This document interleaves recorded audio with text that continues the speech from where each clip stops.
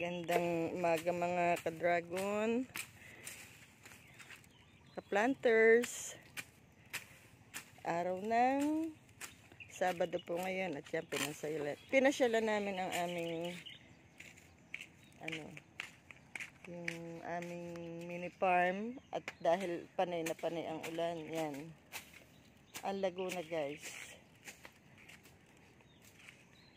Yan.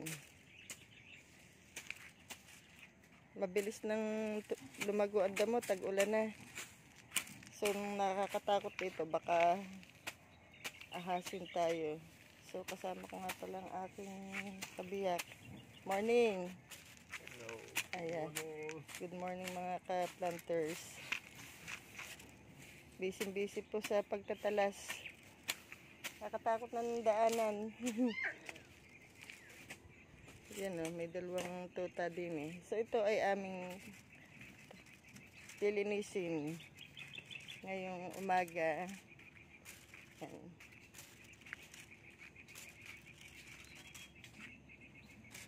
Maganda na ang mga halaman ngayon, buhay na buhay.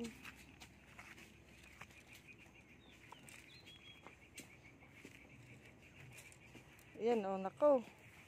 Lahok-lahok na din eh. Paano kaya ari matutuyo pa? Mula dapat pala din eh, ginayat ang ginayat yung mga saging.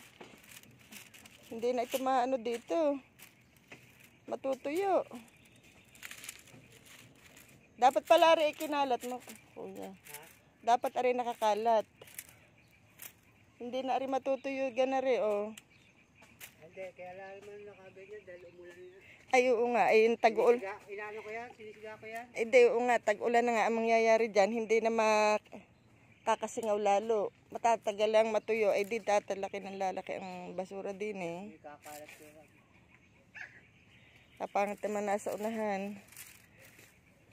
Yan guys, oh. Malalago ng damo. Tambak ng kabila yan eh. Saan? Baywag. Hindi na yan atin. So, kailangan dito, alisin ito mga, ihibalay, para makasingaw at matuyo. Ganang ginagawa namin doon sa amin eh. Dami pa din ng Wala naman ako, Jace. Hindi lalabas tayo.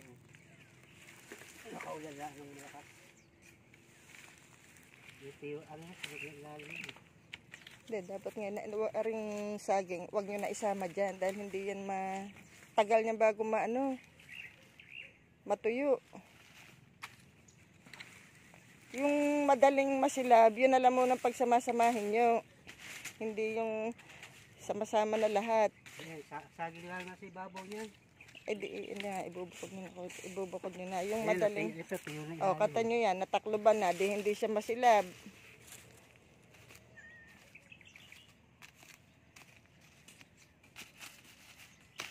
Kung yun inagsama-sama mo na ang malalambo, yan, madaling masilab, ubos na yan, matitira na lang ito, nakabukod.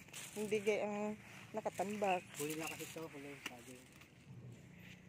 Ayan guys, makakatakot yun, baka magkaahas dyan. Pagdating yan. Yung tinanim ko dito, yan, buhay na kaya, yun eh. Parang hindi nabasa ng ulan din eh. May tinanim kami din ng halaman sa pag-itan para gumabo. Yan o. Sasaraduhan na rin ari. Yes.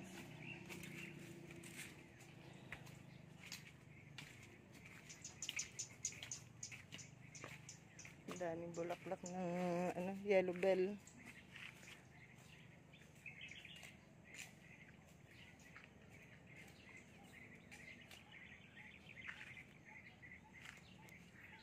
So yan, nalinis na namin aring unahan. Maganda-ganda ng tingnan.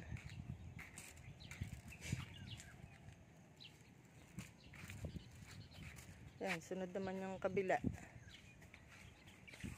So sa mga yung hirap sa halaman, nagtatanim, mas maganda ganari tanim nyo guys. Matibay siya sa tag-araw. So wala siyang diligan ng tag-araw. Yan. Yung mga dakta. silbing bakod na rin siya. Matibay siya sa tag-init.